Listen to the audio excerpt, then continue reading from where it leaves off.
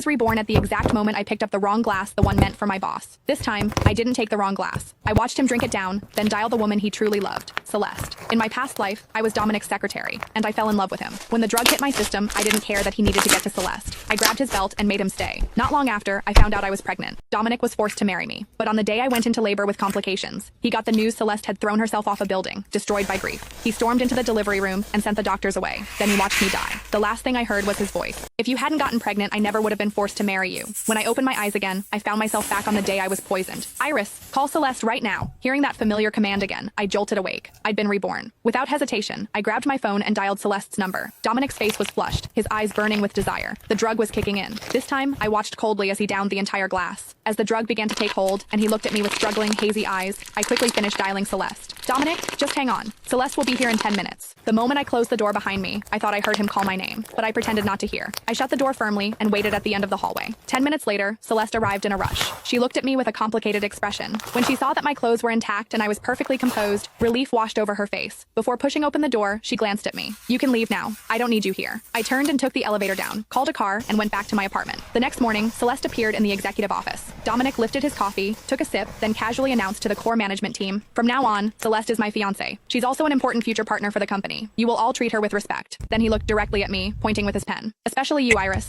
I nodded blankly. Celeste smirked, flashing me a triumphant smile. I pretended not to notice. I gathered the meeting notes and started to leave the office. But just as I stood up, I heard Celeste's voice, soft and wounded. "Dominic, does Iris not want me involved in company affairs? I know how important she is to you. If she's unhappy with me being here, maybe I shouldn't come to the office anymore." Her eyes glistened with tears. She looked as pitiful as possible. Dominic frowned. Before he could say anything, I replied, "Of course not. But if you're not satisfied with me, I'll make sure to stay out of your sight from now on." Without waiting for Dominic's reaction, I walked straight back to my office. Half an hour later, my office door swung open, and there he was, Dominic, staring at me with dark, stormy eyes. Instinctively, I wanted to close the door. I didn't want to deal with him, but Dominic blocked it with his arms, frowning as he looked at me. "Are you avoiding me? Why?" He leaned in closer, studying my face. "Are you upset? Because of Celeste?" I quickly shook my head. "No, I'm happy for you. You and Celeste finally get to be together." His eyes flickered with something unreadable. He seemed dissatisfied with my answer. "Is that the truth? Or are you just being passive-aggressive?"